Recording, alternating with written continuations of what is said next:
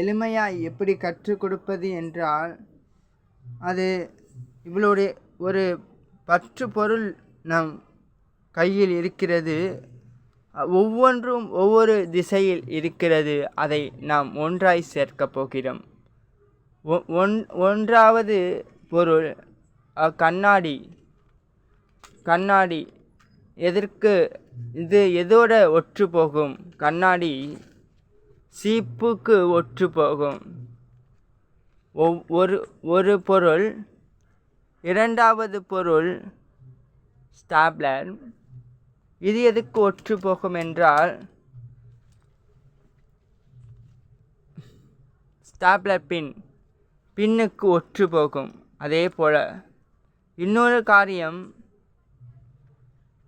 Note. இது note எதற்கு ஒற்று போகும் என்றால்,